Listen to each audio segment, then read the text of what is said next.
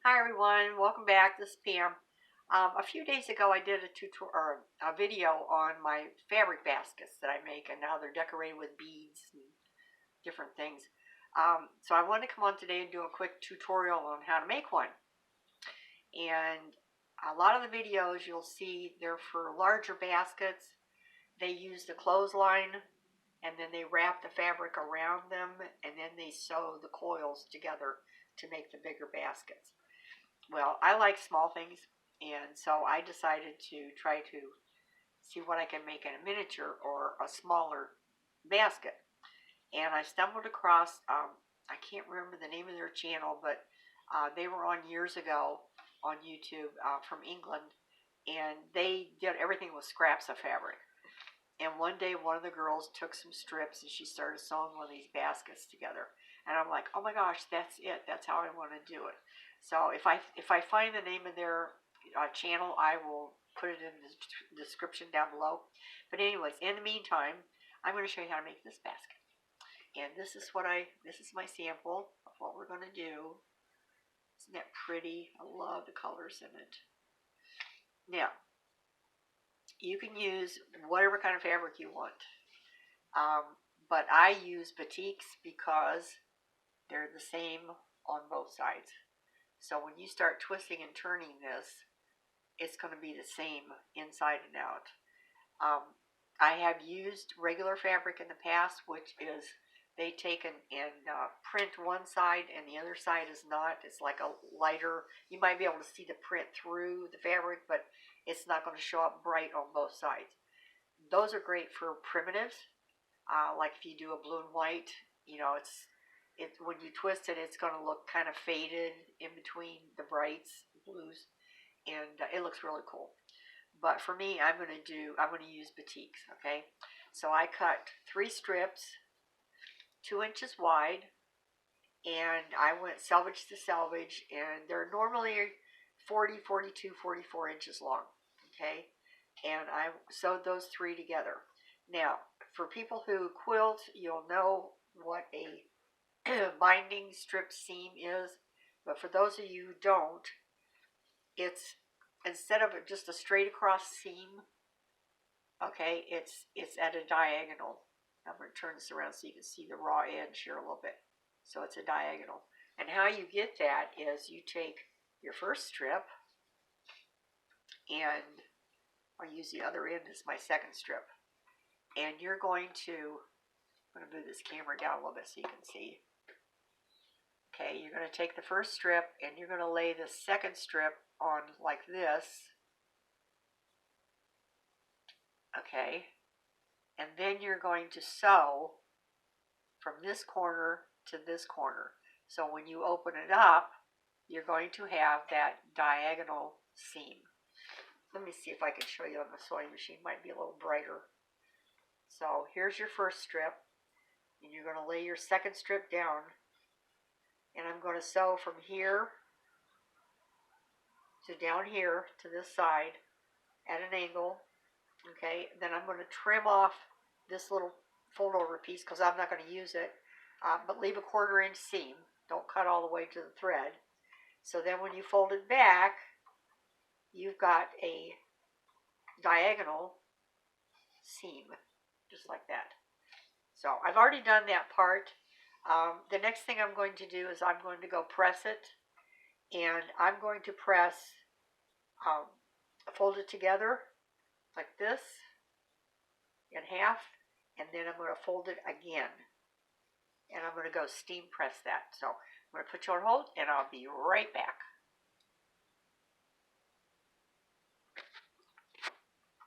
Well,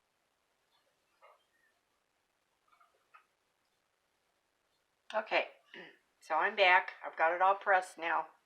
You can see, instead of 2 inches, I went and I folded it in half, which made it 1 inch. And then I fold it in half again, so you got about a 1/2 inch here. So the first thing you want to do is you want to start twisting, and you're going to form the base of the basket. Okay. Let's see if I can I bring that down? Nope, I can't. Try to move it back a little bit, you can see. So I'm just twisting And at the same time, I'm trying to turn and make a little circle. This will make more sense once I get it done. It's a little this is a little tedious when you first start out, I have to admit, but it'll make sense once you see what happens. So I'm just twisting and turning and holding on to this.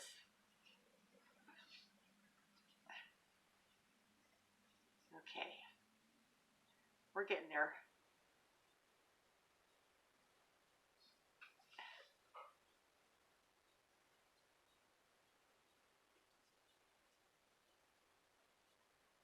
Wish my lighting was a little better in here today. It's so cloudy from that snowstorm coming in. And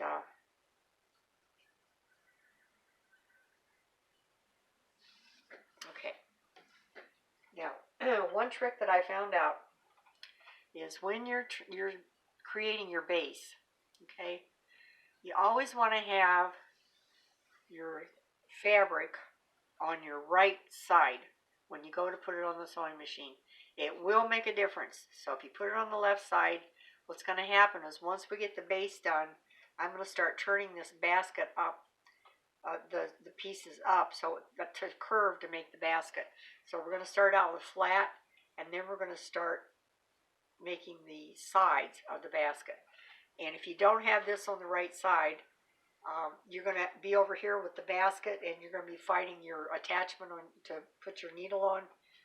And it's just do the right side. It's so much easier.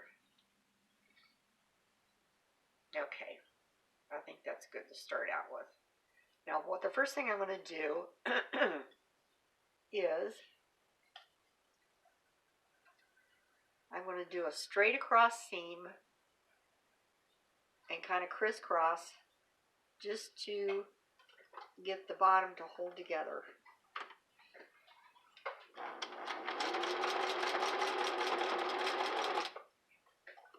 Okay, and then we're going to come back to the center,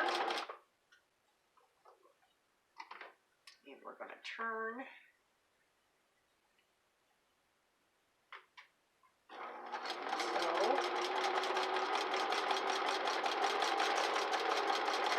To the center again, and I think we'll do one more about right there.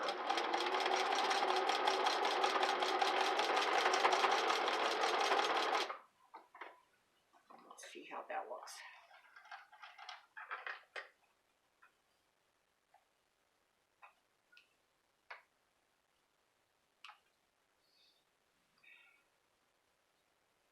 And clip all of our threads, of course. Threads are the story of my life. I can go to church on Sunday morning and somebody will pick a thread off of my back. And I haven't even been in my quilt room. It's like they follow me. Okay, so this is what your bottom's going to look like when you first start out. I've not done any zigzags on it yet. So I'm going to start in the center.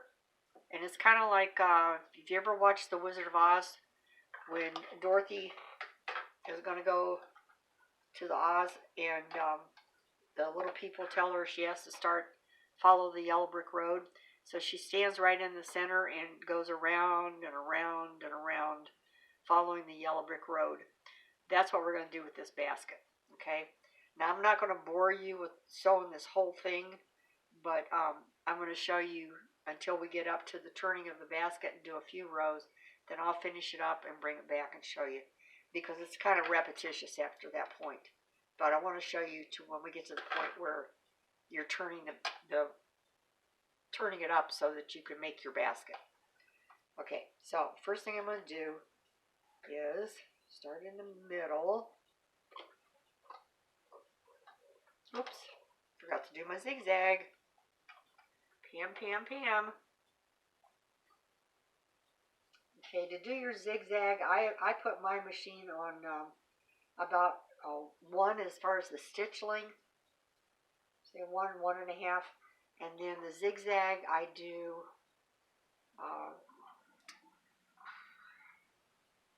the next to the largest one.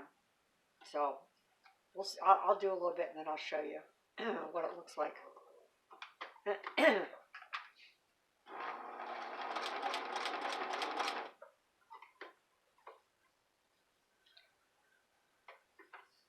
this around.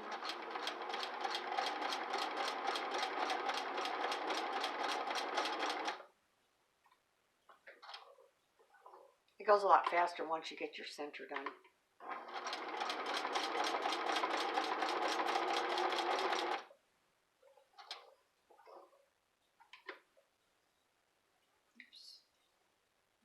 Let's go around this way. I'm going to cut these threads off.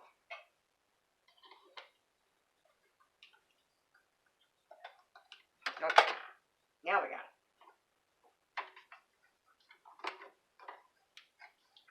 Oops, what in the world did I do here? Hang on a second, I got myself all wrapped up here.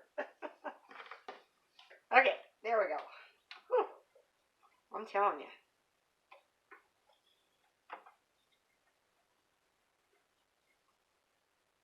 Okay, we're going to go around, let's see, let's go around this one and then we'll be ready to pick up that one over there.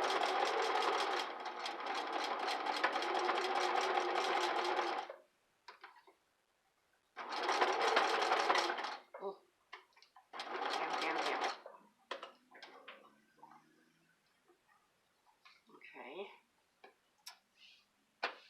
sweetheart. Okay.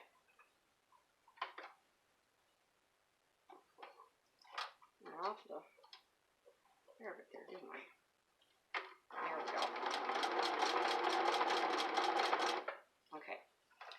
Now we're going to start twisting, making it bigger. So it's just overhand, overhand, overhand. Wish I could move this around so you could see a little better. If I get it a little closer, I don't think that's going to help any. Maybe further away, you can see better. There. Okay.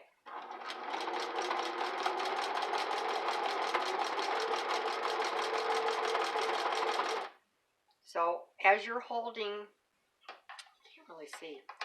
What I'm doing is I'm twisting the fabric and I'm holding it kind of like this. And with this hand, I'm turning the bottom, okay?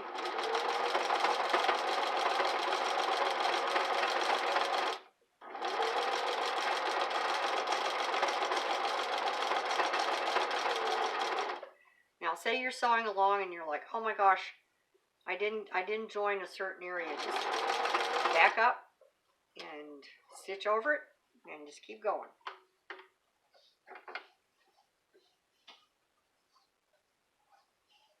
This is a lot of fun once you learn how to do it. It's a good way to get rid of fabric scraps. Because you can make multicolored baskets.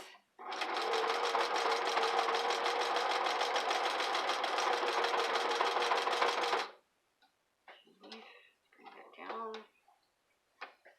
Twist a little bit more. See if you can kind of hold it so that you've got a little control here. I wish I could get around here to show you. It's kind of like, let me do a little further down here so you can see it. Okay, so I'm going to go like this. You know, just kind of, so you can hold it taut, or tight, however you want to say it.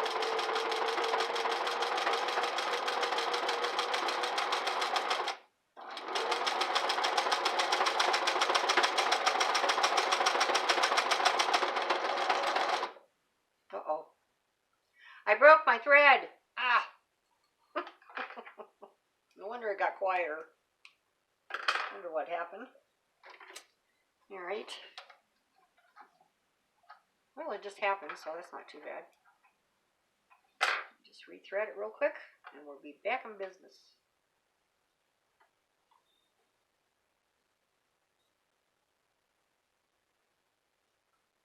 Easier said than done. my foot down, I can get my fingers in here.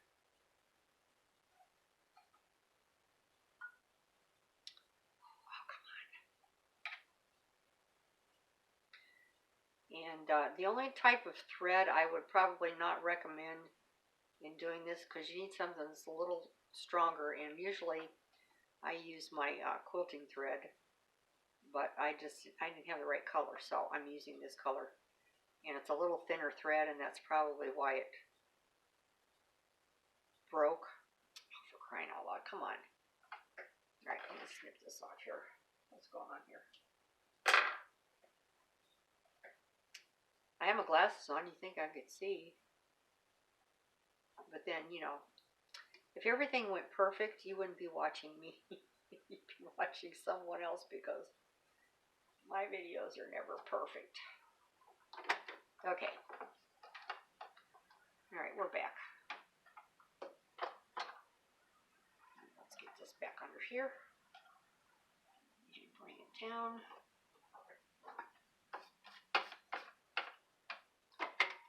Down and twist it again, and we're almost to the base of the basket here.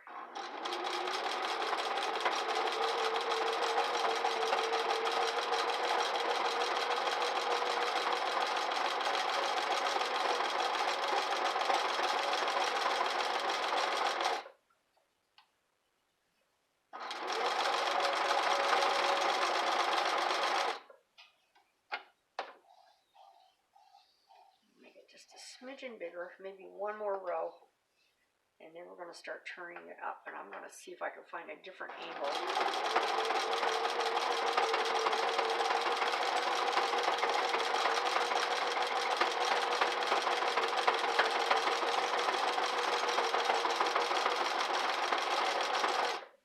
Okay.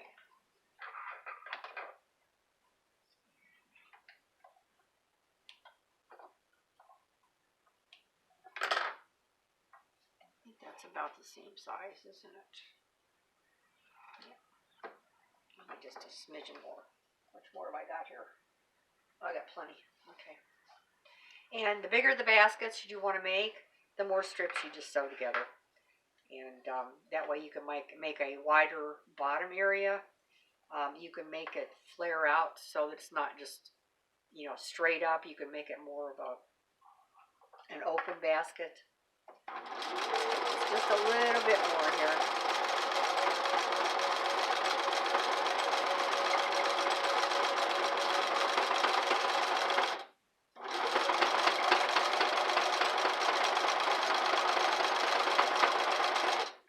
Okay, now I'm going to start turning this basket up.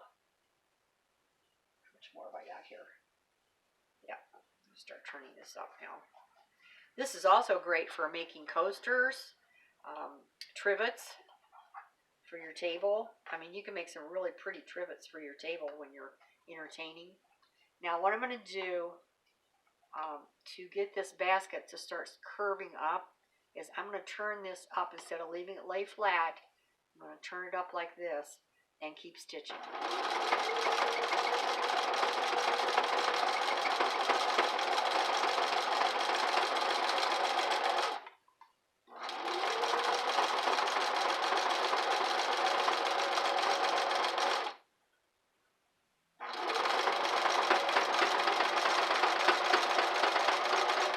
You got to keep this real close to the piece that you're sewing it onto, so that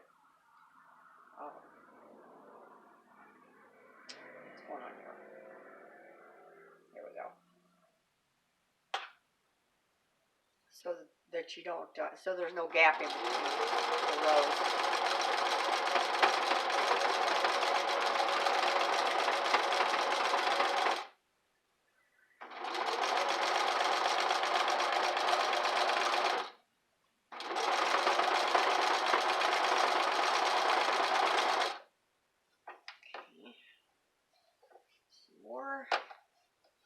I might be able to just finish this on screen here, because I'd like to see it, you know, have you see.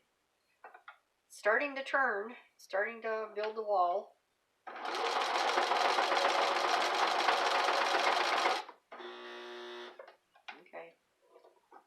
grumpy on me.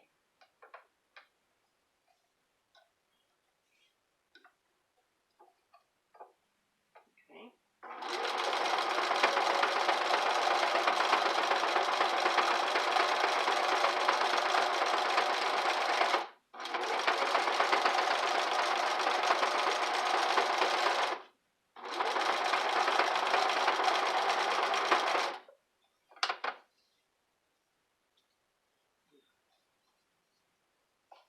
These are just so cute.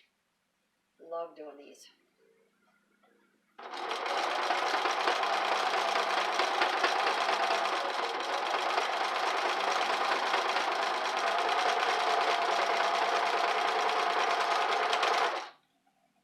Okay.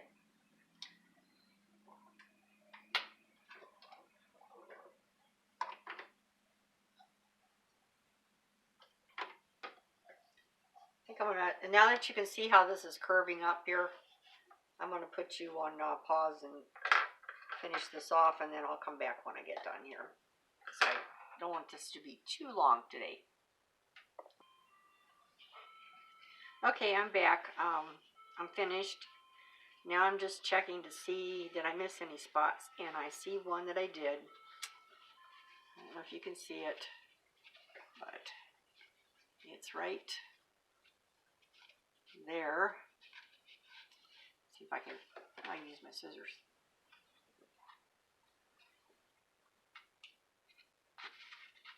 Now, you see where I missed that right there? Missed the seam. It's no big deal. You just go back and sew over it. Okay, so I'm just going to show you real quick. Let's see, where does this start? There and there. Okay. Gotta go back in. And it doesn't hurt to bend these baskets when you're doing this kind of stuff. When you're going back and repairing, so to speak.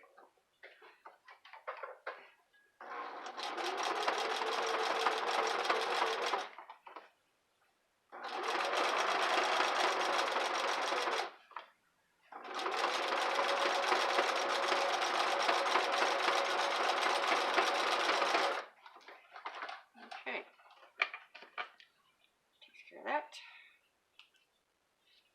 The next thing you want to do is kind of just shape it up a little bit. Now, this one turned out a little different than the first one, and that happens because no matter how you sew, you're not going to make two identical baskets. Okay, so if I push this bottom down, now you can see this one is wider. Let me turn this in the right direction here. Is wider than this one on the inside. Okay, you can see on the inside there. I could actually put this one down inside this one, and that's okay. You can have different size baskets. Okay. Now the last thing I'm going to show you that if you want to decorate your baskets, is there's two different ways you can do it. You can either put wire around the top of the basket and then take a needle and put 3 or 4 beads on it and overcast stitch it around the edge of the wire. The wire is basically just to hold its shape at the top. Or you can do what I'm going to do with these is I cut my wire, measured my top of my basket, and I cut it about, I would say, 2 inches longer. And what I'm going to do is bring it around when I'm done with the finished beads and wrap it around like a twist tie. Okay. What you're going to need is when you're buying wire, for when you're doing these little baskets with beads, let me show you how the beads go on. They just slide on. And what you're going to do once you get this wire all done, all filled up with beads, see, there's your bead right there. When you get this all filled up with beads and you go to sew it on here, you're just going to do an overcast stitch, just whip stitch it all the way around. Okay. On the bigger baskets, you're going to need a heavier duty wire.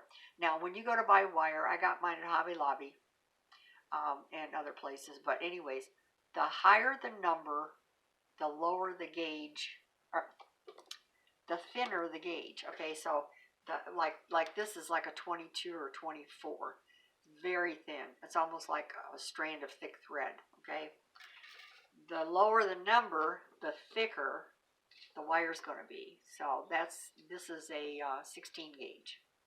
These are good to use. A 16 or a 14 is good to use on a bigger basket, because then you can kind of shape the edge of your basket how you would like to make it. You're going to need a pair of wire clippers. These are from my jewelry thingy, and this is how they look. But any kind of wire snips, old pair of scissors, and then these are nice for when you go to twist the two pieces of wire ends together. You can crunch it down and make it so there's no snags or anything. Okay, so I think that's it. I will come back when I have these decorated at the top and show you what the finished product looks like. But that's basically how you make one of these little baskets. Easy peasy, as some people say. Thank you for stopping by, and I hope you enjoyed it. I hope you'll make one. Oh, the other thing I wanted to show you, I do get my beads mostly at Hobby Lobby when they have their 50% off sale. But this is the brand that I get. And I mean, look at all these beads. And I think it was like around $2 is what I paid for all those beads. You can't beat the price. So that's where you go for your beads and your wire most of the time. Thanks for stopping by, and if you haven't subscribed, I hope that you will. I have started with a lot of collabs. I do have the new one I just added yesterday was Can You Say Napkins? It's hosted by 3 ladies, which I have listed in the video below, the hashtag Can You Say Napkins. And I've got other collabs coming up and some things on my own coming up too. So thank you very much. Have a good day, and I'll see you soon. Bye-bye.